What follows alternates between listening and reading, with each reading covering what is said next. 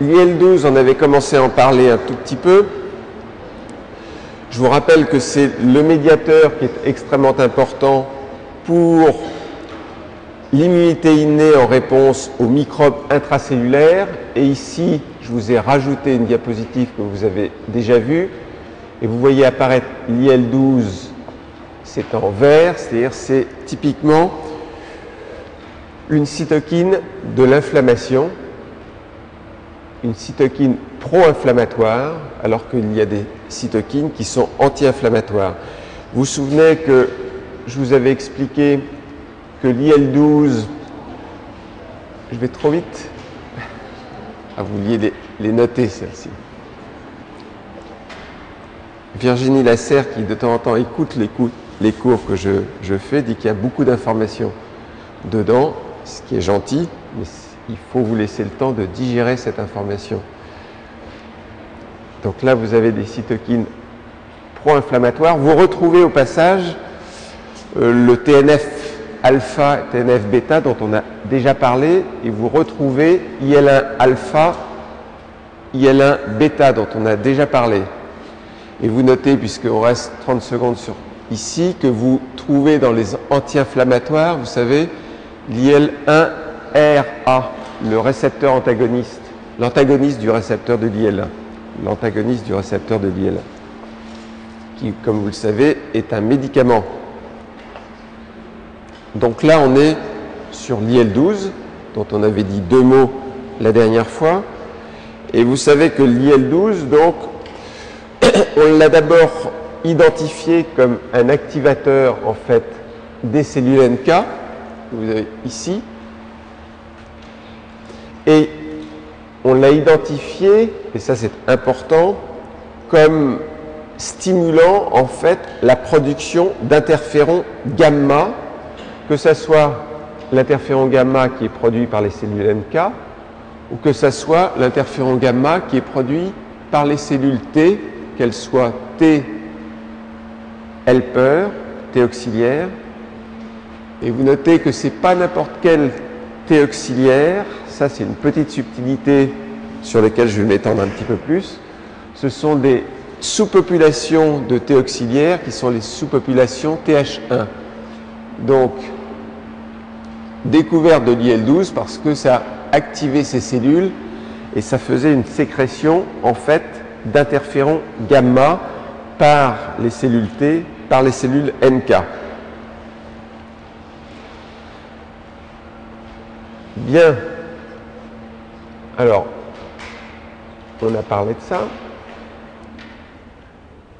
L'IL-12, en fait, c'est produit par les macrophages, par les cellules dendritiques, donc qui sont les principales sources d'IL-12. Et en fait, ce qui va activer la production d'IL-12 par les macrophages et par les cellules dendritiques, vous le voyez déjà ici à droite, c'est lorsque la cellule dendritique ou le macrophage rencontre en fait une cellule T auxiliaire et la liaison physique, je vous rappelle, entre ces deux types de cellules, il y a une liaison qui rapproche deux molécules dont on a déjà parlé, qui sont CD40 et CD40 ligand, que vous voyez là, et tout ça va activer la production d'IL-12 en fait par ces cellules dendritiques ou par les macrophages.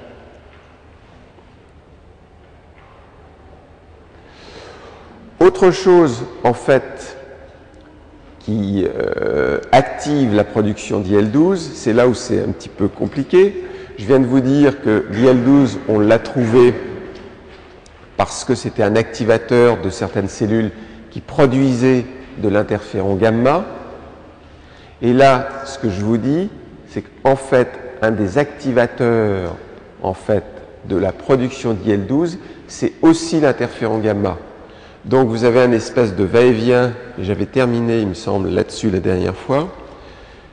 Il y a une espèce de va-et-vient qui est par moments difficile à comprendre, mais donc l'interféron gamma qui est produit par les cellules NK ou qui est produit, vous le voyez à gauche, produit par les cellules NK, et à droite, il est produit par les lymphocytes T auxiliaires, ben, cet interféron gamma, donc, active le macrophage et en fait, active la production d'IL-12. De même, je vous avais dit que l'IL-12 activait la production d'interféron gamma par les macrophages ou par les cellules dendritiques. Donc là, il y a une espèce de boucle qui se fait d'activation.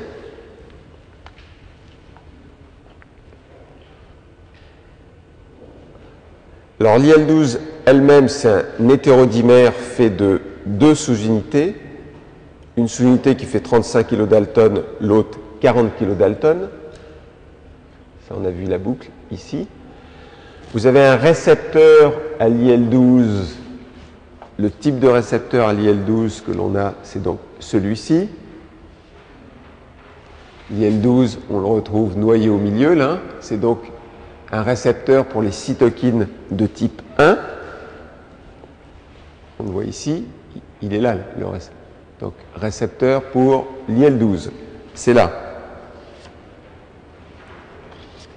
Donc, vous avez le récepteur, vous avez la molécule. Maintenant, quelle est l'activité biologique? Alors, l'activité biologique, là, ici, on a des cellules présentatrices, des macrophages qui rencontrent l'antigène. Il y a des cellules T là, qui viennent activer aussi, ou qui sont reconnues, ou qui reconnaissent les macrophages. Ensuite, qu'est-ce qui se passe? Il y a bien production d'IL-12. L'IL-12, elle agit sur toutes les cellules que vous voyez ici. Les cellules T, CD4, les cellules NK, les cellules T, CD8. Et première chose que vous savez maintenant, ce qui ne va pas être une surprise, c'est que ça va activer la production d'interférons par les cellules T, par les cellules NK. CT, vous notez bien à gauche totalement que ce sont des sous-populations T qui sont des cellules TH1, T helper 1. Il y a des cellules T cytotoxiques aussi.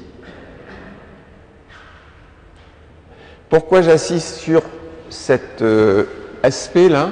C'est parce que l'IL-12, non seulement ça stimule en fait la production d'interférons gamma par les cellules TH1, mais également IL-12, ça pousse les cellules T à aller se différencier en TH1. Ces cellules T, elles peuvent se différencier en TH1 ou en TH2, on le verra un petit peu plus tard. Là, ça les pousse à se différencier en TH1, qui vont être des cellules qui vont produire de l'interféron. Donc, production d'interférons. Vous notez également que ça agit sur les cellules T. Alors, qu'est-ce qui va se passer ensuite? Une fois que vous avez produit l'interféron, lui, il agit sur le macrophage et en fait, il active le macrophage qui finalement va vous débarrasser en fait du microbe qui était intracellulaire. Donc première action, ça c'était ce qui se passait à gauche. À droite, c'est toujours sous l'action d'IL-12. Qu'est-ce qu'elles font les cellules NK ou les cellules T cytotoxiques?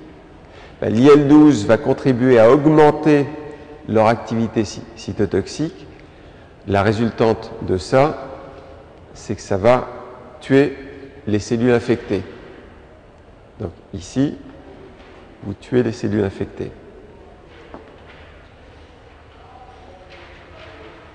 Donc on résume, l'IL-12, tout est sur ce schéma-là, ça a permis aux cellules T auxiliaires de se différencier en TH1 qui produisent de l'interféron gamma, ça active les NK qui produisent de l'interféron gamma, ça active les cellules T cytotoxiques qui produisent de l'interféron gamma, tout ça, ça active les macrophages qui vont tuer ce qui est la bactérie intracellulaire.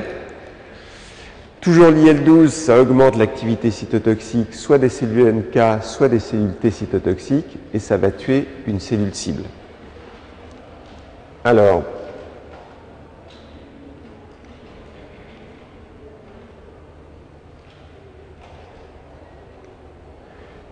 un schéma qui vous dit exactement la même chose.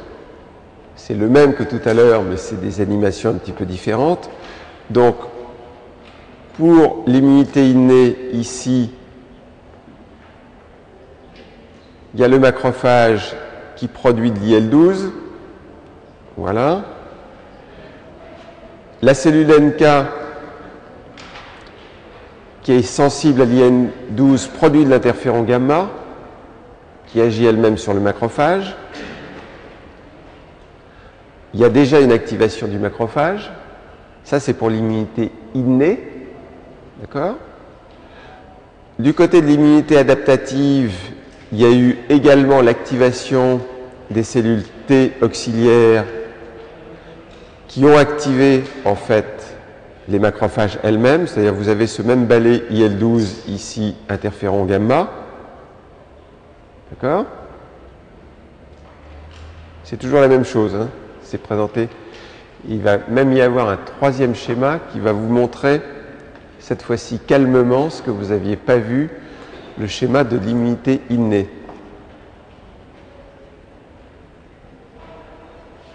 Je vais doucement parce que l'IL-12, j'y ai passé 3 heures pour essayer d'arriver à expliquer à peu près clairement ce qui se passe avec l'IL-12. Je ne sais pas pourquoi, j'ai trouvé ça assez compliqué. Donc j'ai fait plein de schémas. Le dernier, c'est celui qui résume bien l'immunité innée. Alors, le microbe, ici, il va être reconnu par les macrophages, par les cellules NK. Qu'est-ce qui se passe? Le macrophage produit de l'IL-12 qui active le NK, qui produit de l'interféron gamma, qui active le macrophage. Je remonte parce qu'à chaque fois, tous les schémas que je vous montre, ils donnent le même message. Voilà, activation. Ensuite, il ne faut pas oublier ce que vous avez appris déjà maintenant. Vous avez appris ce que faisait le TNF-alpha, l'IL-1, les chimiokines. Vous vous souvenez de ça? TNF-alpha, IL-1 qui avaient des actions très proches, les chimiokines. Tout ça, ça a permis aux neutrophiles, aux monocytes de s'arrêter à un moment donné. Vous savez, ils ont commencé par rouler, puis ensuite ils se sont arrêtés. Ils ont attrapé les cellules endothéliales par 2 bras. Ils sont passés de l'autre côté. Et ensuite, une fois qu'ils sont sortis, il y a autre chose, c'est que les cellules NK, les macrophages, eux-mêmes, activent les monocytes et les neutrophiles. Toutes ces cellules se retrouvent au niveau de l'infection et ça vous provoque l'inflammation. C'est ça l'inflammation. Ça va? Donc vous les reverrez calmement une fois que j'aurai compressé tout ça pour vous l'envoyer. Mais le schéma, c'est bien celui-là. IL-12, interféron gamma, activation, TNF-alpha, IL-1, ça sort, activation, inflammation. Voilà. Alors, vous vous souvenez, la dernière fois, on avait parlé d'essais cliniques qui avaient été difficiles pour les volontaires sains avec un anticorps qui était dirigé contre la molécule CD28. D'accord? Et là, vous apercevez que lorsque je vous montre ça parce que c'est assez vieux en fait, ça date de 95, mais je vous le montre pour souligner tout de même que toutes ces cytokines que je vous montre, c'est tout de même des molécules qui sont extrêmement actives et de temps en temps elles ont des effets délétères dramatiques puisque là ça a donné 2 morts en fait. c'est des patients qui étaient traités pour des cancers avec l'IL-12 et en fait, on ne savait pas à l'époque bien manipuler les doses d'IL-12 et ça a donné tout de même 2 décès. Vous verrez d'autres molécules que l'on utilise, notamment une qui s'appelle le Tysabri, pour lesquelles, dès qu'elle a été mise sur le marché il y a quelques années, c'est 2-3 ans, hein, elle a donné 3 morts dans les premiers mois, et malgré ça, la molécule a été réintroduite sur le marché. Parce que malgré le fait que ce soit des molécules qui ne sont pas faciles à manipuler, elles sont tellement actives et elles rendent tellement de services qu'en fait, cette molécule est revenue sur le marché.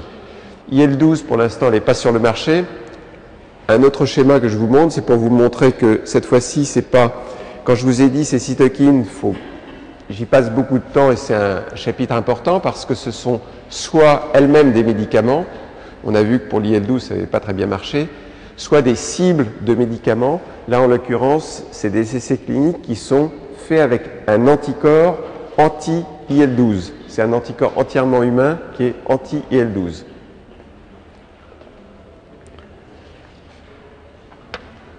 Alors, IL-12, c'est fait. Interféron de type 1. Ah, ça c'est important. Les interférons de type 1, c'est une très large famille de cytokines qui ont des structures similaires et qui en fait sont des médiateurs importants, des cytokines importantes pour la réponse immune innée contre les virus.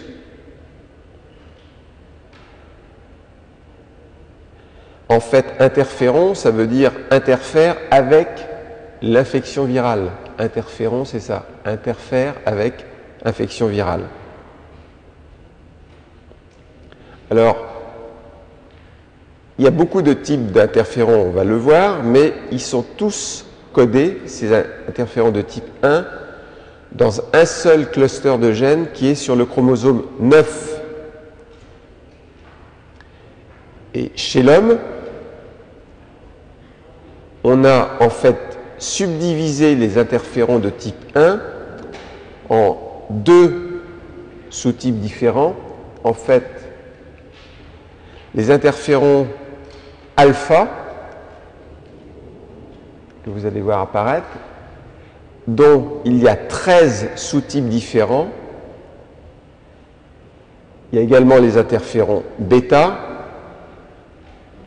Vous avez d'autres sous-types dont on parle moins, qui sont interférons epsilon, kappa, oméga.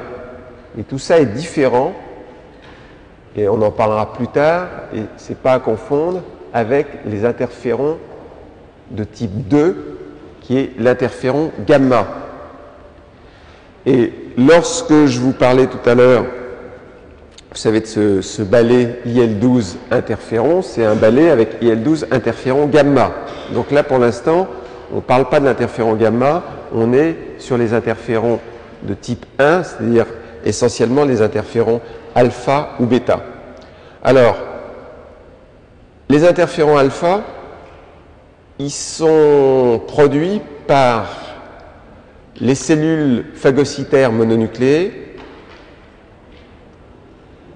et des cellules dendritiques un petit peu particulières qu'on appelle les cellules dendritiques plasmacytoïdes. Donc, interférons alpha, les phagocytes mononucléés et des cellules dendritiques un petit peu particulières. Pourquoi elles sont particulières? Tout simplement parce que leur spécialisation de ces cellules dendritiques, cellules présentatrices d'antigènes, c'est justement de fabriquer de l'interféron alpha. Interféron alpha, il y en a 13 sous-types. L'interféron bêta, par contre, il n'y en a qu'un seul sous-type. Et l'interféron bêta, c'est produit par énormément de cellules, par exemple, par les fibroblastes.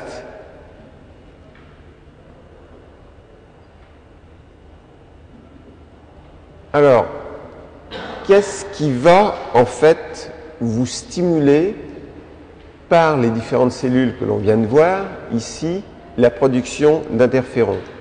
En fait, ce qui va stimuler la production d'interférons, par exemple par des ici macrophages, des cellules phagocytaires mononucléées, les macrophages, c'est le fait que vous avez ces fameux toll-like récepteurs que vous voyez ici, et des toll-like récepteurs, on leur reverra ça. Vous apercevez qu'ils sont à la fois à la surface du macrophage, ici, et ils sont également à l'intérieur du macrophage.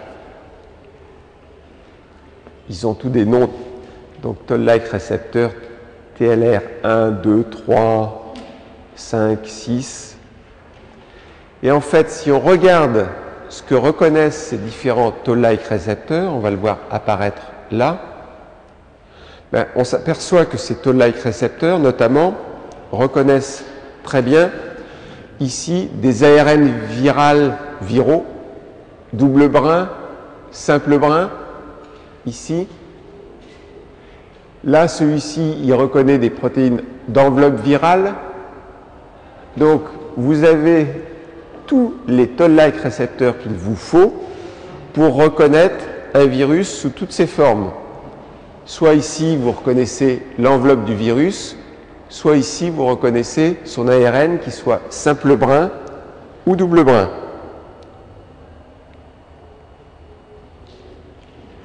Donc ça, maintenant, vous avez reconnu. Hop.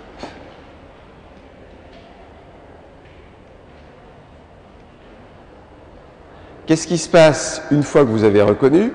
Vous allez produire vos interférons de type 1, en particulier lorsqu'il y a l'interaction du macrophage qui est viro-infecté avec une cellule T auxiliaire. Donc, rôle des cellules T auxiliaires à chaque fois. Vous avez, pour reconnaître ces interférons de type 1, une fois qu'elle a été produite, il y a des cellules qui doivent être capables de reconnaître ces interférons de type 1. Elles reconnaissent ces cellules grâce à un récepteur. Cette fois-ci, c'est un récepteur de cytokine de type 2, dans lesquels vous voyez ici l'interféron alpha, bêta. Au passage, c'est le même type de récepteur qui va vous reconnaître un autre interféron dont on ne parle pas tout de suite, qui est l'interféron gamma. Donc vous avez maintenant le récepteur. Alors qu'est-ce que vous allez faire? En fait, le rôle des interférons de type 1, alpha, bêta, d'abord, ça inhibe ici la réplication virale. En fait, ça interfère avec la transcription de l'ADN ou de l'ARN viral. Donc ici, c'est une action qu'on voit ici. Vous avez une cellule qui n'est pas infectée par un virus, mais ici, l'interféron agit tout simplement en agissant sur l'inhibition donc de la réplication virale.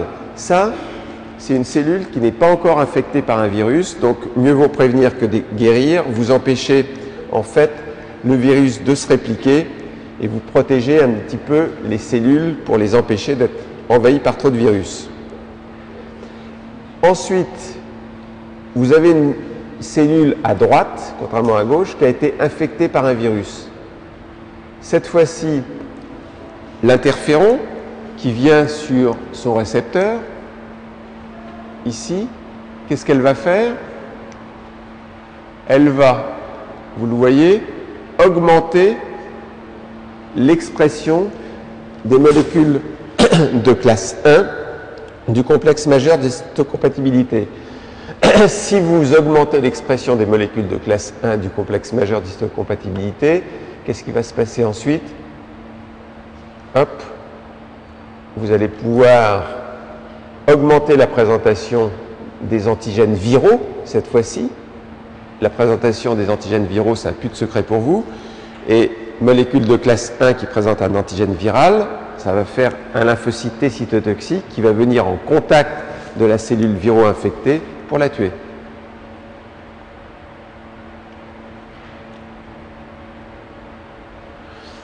Alors, donc, ça inhibe la réplication du virus. La cellule qui est viro-infectée, augmentation de la présentation des molécules de classe 1, action des cellules T cytotoxiques. Une autre action de l'interféron, c'est que ça stimule le développement des sous-populations TH1. Alors, je passe, dans quel ordre j'ai mis ça? Oui, alors, autre chose avant, toujours activité avant de vous parler des sous-populations de TH1. Une autre activité, en fait, des interférons de type 1, qui est important aussi, c'est que ça active, en fait, les cellules NK. Et là, il y a une petite subtilité qu'il faut remarquer, c'est que ici, j'ai fait agir une cellule T cytotoxique pour lesquelles il y avait une présentation de l'antigène qui avait été augmentée parce que l'interféron avait augmenté l'expression des molécules de classe 1. Donc, augmentation de la présentation de l'antigène et action des cellules T cytotoxiques. Mais il y a des virus qui sont extrêmement subtils. Eux, ils vont empêcher la production de molécules de classe 1 du CMH. Donc, qu'est-ce qui se passe? Ici, vous avez une cellule qui a été viro-infectée, mais qu'est-ce que vous voyez? À sa surface, il n'y a plus pratiquement de molécules de classe 1 du CMH.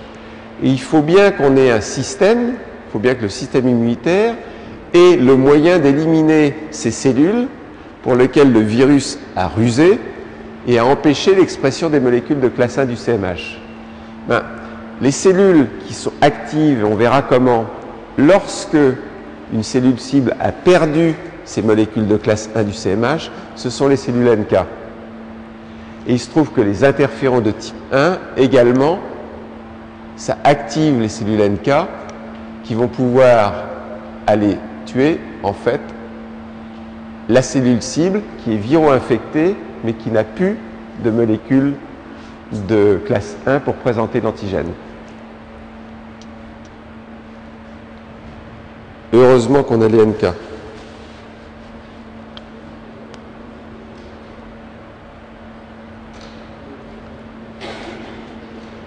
Bien. Ensuite, ce que je vous avais dit, ce que je commençais à vous dire, c'est que en fait, l'interféron ou les interférons de type 1, ça stimule le développement des sous-populations TH1. Alors, il faut savoir que les lymphocytes T auxiliaires, TH, au départ, ils sont TH0 et ils produisent, notamment, ils sont capables, ces cellules, de produire de l'IL2 dont on reparlera abondamment, de l'IL4 et de l'interféron gamma. Hein? Mais ensuite, ces cellules vont se différencier soit en TH1,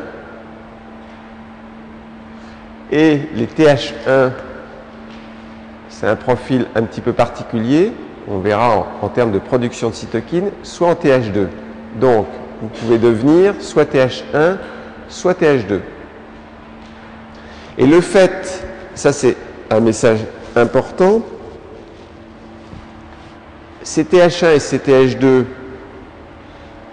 produisent elles-mêmes un certain nombre de cytokines. Ça, typiquement, vous retrouvez des cytokines qui sont les cytokines typiques produites par les T auxiliaires 1, IL2, interféron, TNF-alpha, TNF-bêta.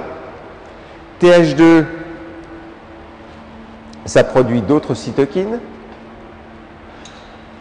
Le fait que des lymphocytes T auxiliaires vont devenir TH1 ou TH2, c'est aussi dépendant de cytokines. C'est-à-dire c'est des cytokines qui vont pousser des lymphocytes T auxiliaires à devenir plutôt TH1 ou plutôt TH2. Le fait que vous soyez poussé à devenir plutôt TH1 ou plutôt TH2, ça a des conséquences extrêmement importantes, puisque les TH1, ça va plutôt stimuler l'immunité à médiation cellulaire, alors que les TH2, ça va plutôt stimuler la production d'anticorps.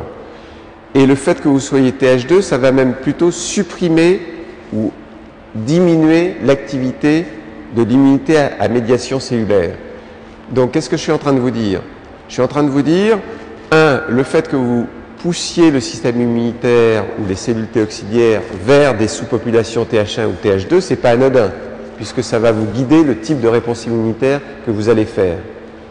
Et ce qui va vous guider les précurseurs des TH1 ou TH2 à être TH1, TH2, c'est également des cytokines. Et là, ce que je viens de vous dire, c'est que l'interféron ou des interférons de type 1, ça pousse plutôt les cellules à être du côté des cellules TH1. Donc, c'est quelque chose d'important. Alors, autre chose aussi, et ça c'est pratique, c'est que les interférons de type 1, ça favorise la séquestration en fait des lymphocytes dans les ganglions. On a déjà vu le fait que cette séquestration, ce trafic des lymphocytes dans les différents organes, ce trafic dépend de cytokines, ça dépend en particulier de chimiokines, ça on a déjà vu ça. On a déjà vu qu'il y avait des chimiokines qui étaient exprimées de façon constitutive pour justement attirer par exemple les lymphocytes au niveau des cellules endothéliales épaisses qui sont dans les ganglions. Vous vous souvenez de ça? Il y avait d'autres chimiokines qui étaient induites par l'inflammation, par l'infection, mais vous en avez qui étaient exprimées de façon constitutive. L'interféron ou les interférons de type 1, ça favorise en fait la séquestration, le fait que les lymphocytes T aillent dans les ganglions, et ça, on en aura bien besoin. Alors, ça c'est simplement une chose pour vous souveniez d'une chose, c'est qu'au départ, il y a une balance entre TH1 et TH2, et là, ce que je suis en train de vous dire, c'est que sous l'influence des interférons de type 1, la balance, elle va pencher de ce côté-là. Voilà. Alors, c'est important de parler de ces interférons de type 1 parce que derrière les interférons alpha ou derrière les interférons bêta, on fabrique des interférons qui sont des médicaments. Et vous voyez qu'il y a des interférons que l'on fabrique par génie génétique, et il y en a qui sont plus proches des interférons humains, notamment au niveau des glycosylations. On verra ça un petit peu plus en détail. Mais derrière tout ça, vous avez des médicaments que vous voyez apparaître ici. Alors, à quoi servent ces médicaments? Ils servent d'une part pour les interférons de type 1, interférons alpha, pour le traitement de certaines formes de leucémie, pour le traitement d'hépatite B ou d'hépatite C, alors que, en fait, les interférons bêta, ils servent, eux, pour le traitement de maladies auto-immunes qui est la sclérose en plaques.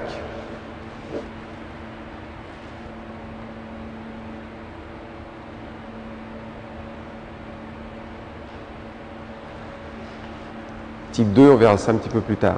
Alors là, vous voyez, qu'est-ce qu'on a ici? C'est l'Avenex. Alors, quand le nom est compliqué, parce que je me souviens jamais quels sont ceux qui sont humains ou pas. Quand c'est compliqué, c'est humain. Donc alpha 2b, c'est humain. C'est plus compliqué que alpha 2a. On est d'accord? Et pour les bêta, c'est bêta 1a qui est humain, c'est plus compliqué que bêta 1b. Donc c'est un petit moyen mémotechnique pour se souvenir quels sont ceux. Non.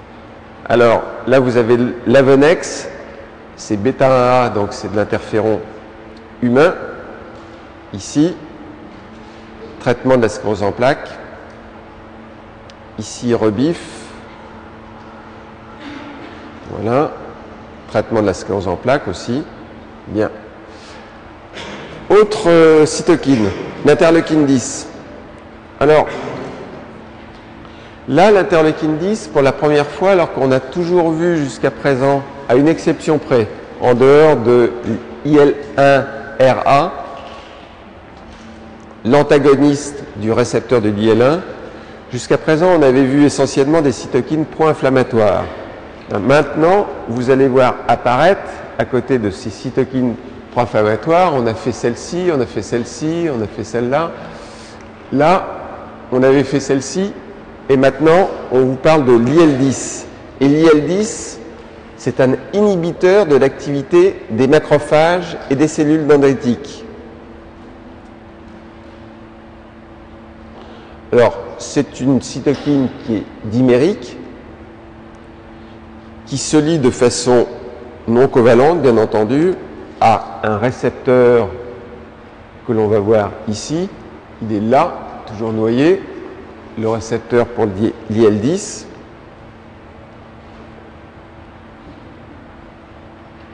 Alors, la production de l'IL-10, vous l'avez ici. Quelles sont les cellules qui produisent l'IL-10? Ce sont des cellules T. Alors, elles sont un petit peu particulières, ces cellules-là. Elles n'ont pas tout à fait la même couleur que les autres. Vous n'avez pas fait attention, c'est des cellules T régulatrices. Elles sont un tout petit peu orangées. D'accord?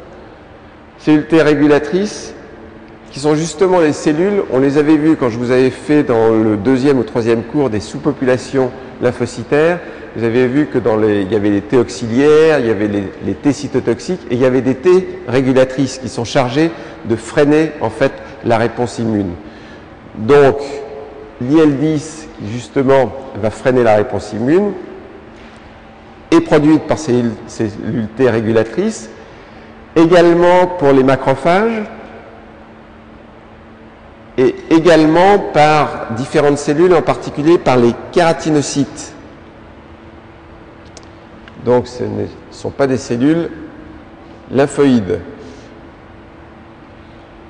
Alors l'effet, vous l'avez aussi sur la même diapositive, et vous apercevez que par exemple pour le macrophage, c'est assez curieux comme effet, parce qu'il est à la fois produit par le macrophage, mais qu'est-ce qu'il fait cette fois-ci?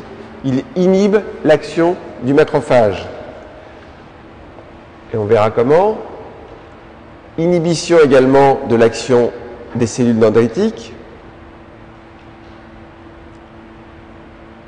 Et qu'est-ce qui se passe s'il inhibe ça? C'est que bien entendu, il va y avoir une diminution de la production d'IL-12. Vous venez de voir que l'IL-12 c'était produit par les macrophages, par les cellules dendritiques. Et comme maintenant vous savez qu'une des actions de l'IL-12 c'est de produire de l'interféron gamma, si avec l'IL-10 je freine les macrophages, les cellules dendritiques, je freine la production d'IL-12 et je freine la production d'interféron gamma.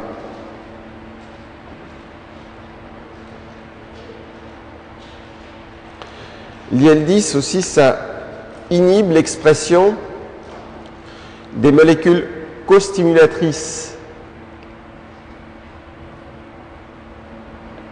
de ces récepteurs costimulateurs que l'on trouvait sur les cellules T, par exemple CD28, et ça inhibe aussi l'expression des molécules de classe 2. Donc, ça c'est bien parce que ça vous permet en fait de freiner la réponse immune et de terminer l'action des macrophages. Alors, Il y a d'autres cytokines de l'immunité innée. L'IL-6 par exemple. L'IL-6, c'est une cytokine à la fois de l'immunité innée d'ailleurs et de l'immunité adaptative. C'est synthétisé par les phagocytes mononucléés, mais aussi par d'autres cellules qui sont les cellules endothéliales vasculaires, ça produit de l'IL-6, des fibroblastes, d'autres cellules. C'est aussi fait par des cellules T. Alors, dans l'immunité innée, ça stimule en fait la synthèse de protéines de l'inflammation. Et une action qui est importante de l'IL-6, c'est que ça stimule la production en fait de neutrophiles à partir des progéniteurs qui sont dans la moelle osseuse. C'est-à-dire ça vous sert l'IL-6 à recruter en fait ces progéniteurs et ça les active pour qu'il y ait une plus forte production de neutrophiles. Ça stimule aussi, on le verra à un moment donné, l'IL-6, vous allez la rencontrer plusieurs fois. Ça stimule en fait également la croissance des cellules B.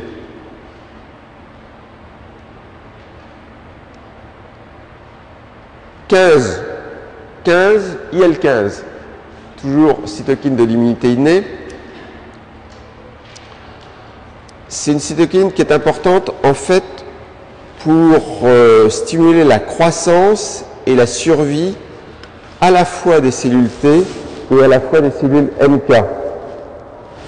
Et ça, c'est une cytokine qui est produite par les phagocytes mononucléés.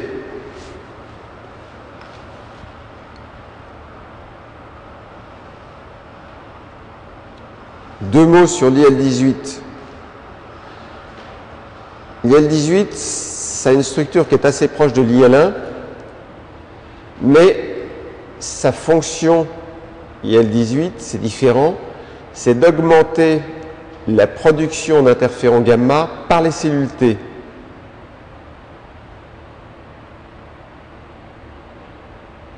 Et ça, c'est un effet synergique. Vous avez vu que l'IL-12, ça faisait la même chose, hein. Ça augmentait la production de l'interféron gamma par les cellules T. L'IL-18, ça agit en synergie également avec l'IL-12.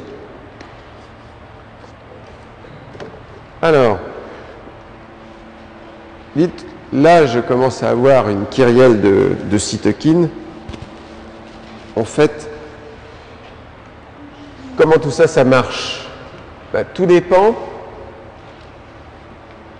du type d'infection que vous allez avoir, selon que c'est une infection, par exemple, bactérienne, c'est une infection virale ou c'est une infection parasitaire.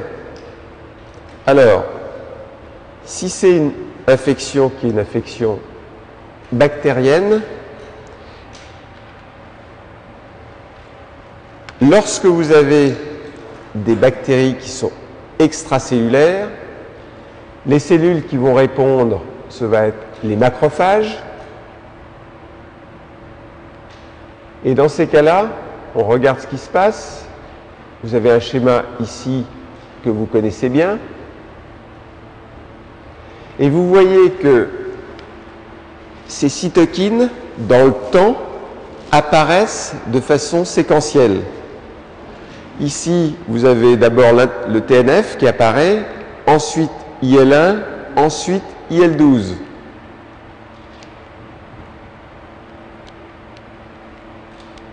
Donc, je remontre.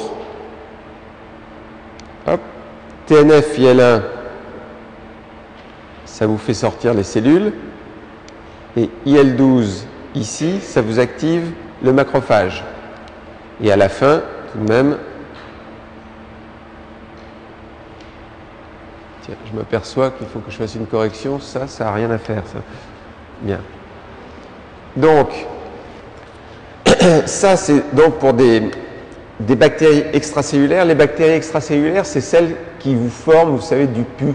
Quand vous avez une petite infection purulente, c'est dû à ces bactéries qui sont extracellulaires. Et les cytokines qui sont importantes, vous l'avez vu ici, c'est en particulier donc IL1, TNF, bien sûr les chimiokines et bien sûr l'IL-12. Mais l'IL-12, c'est encore plus important lorsque ce sont des bactéries qui sont intracellulaires. Donc, extracellulaire, j'avais besoin de TNF, d'IL1, de chimiokines, d'IL-12, d'interférons, mais IL-12 interférons, c'est également extrêmement important lorsque j'ai des bactéries qui sont intracellulaires. Lorsque par contre j'ai des infections virales,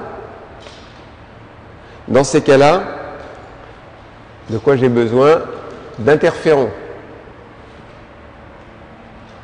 Donc vous voyez que les différentes cytokines dont on vient de parler là, on les met plus en avant, on fait plus appel à ces cytokines suivant le type d'interféron, le type d'infection. Les cellules d'ailleurs auxquelles vous faites appel en fonction du type d'infection, lorsque vous avez une bactérie extracellulaire, une bactérie pyogène, les cellules qui sont les plus importantes, ce sont les neutrophiles.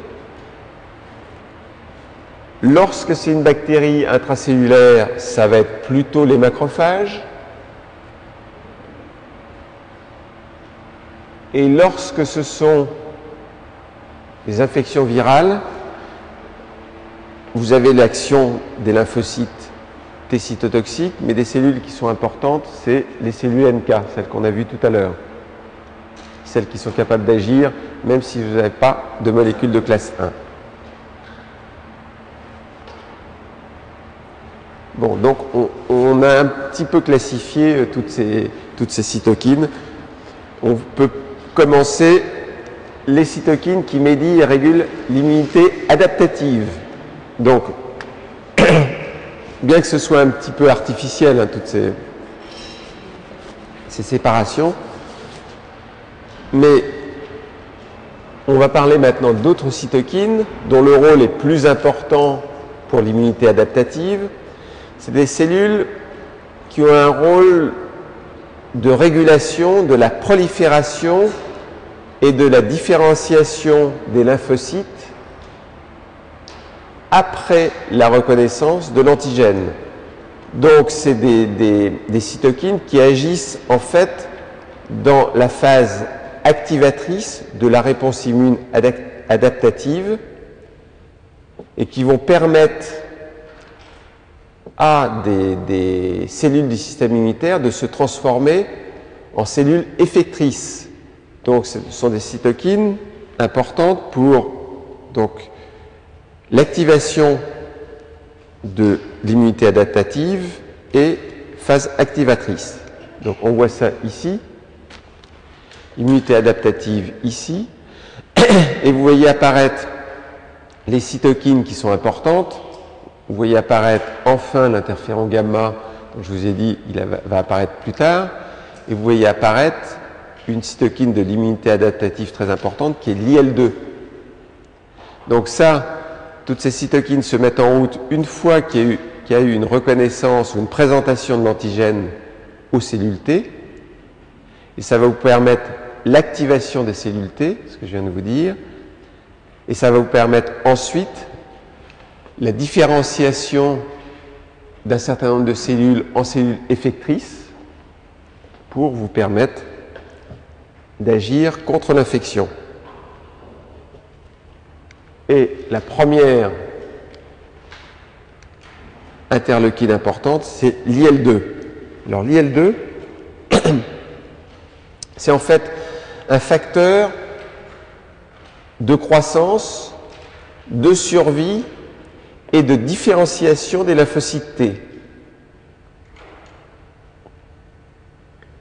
Et ça a un rôle de régulation de la réponse cellulaire T, parce que ça agit beaucoup aussi, l'IL-2, sur des cellules T régulatrices. Donc ça régule. Alors, qu'est-ce qui produit les cellules T? Les cellules T, c'est produit essentiellement, en fait, par les lymphocytes T auxiliaires, les lymphocytes T CD4+. Quand on parle de T CD4+, il y a à la fois les lymphocytes T auxiliaires, mais les cellules T régulatrices, ce sont également des cellules T CD4, ce que l'on ne sait pas depuis très très longtemps. Autre chose, cette production, donc, c'est une production qui est en fait tout à fait transitoire, et il y a simplement un pic de sécrétion d'IL2 à peu près 8 à 12 heures après l'activation du lymphocyte T. Donc il y a un pic. On va voir tout ça illustré. Ça sécrète l'IL2 dans la synapse immunologique entre la cellule T et la cellule présentatrice. Et ce qu'il y a d'intéressant, c'est que dans cette synapse, vous avez aussi le récepteur de l'IL2. Alors on va voir tout ça illustré. Ça fait beaucoup de messages. Donc, premier message, IL2, c'est une production qui est transitoire, 8 à 12 heures après la présentation de l'antigène aux cellules T, puisque c'est bien lui qui va, c'est bien l'antigène qui va être présenté à ces cellules T auxiliaires qui se mettent 8 à 12 heures plus tard à produire de l'IL2. C'est assez long finalement, 8 à 12 heures. Ensuite, ce que je viens de vous dire, c'est que c'est IL2 qui est produit. Vous notez une chose, c'est que vous produisez de l'IL2, mais vous avez également la production du récepteur. Tout ça se faisant dans la synapse.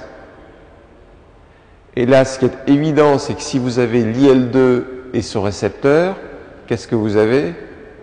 Vous avez une boucle autocrine, puisque la même cellule produit à la fois l'IL2 et à la fois le récepteur. Donc vous avez une boucle autocrine.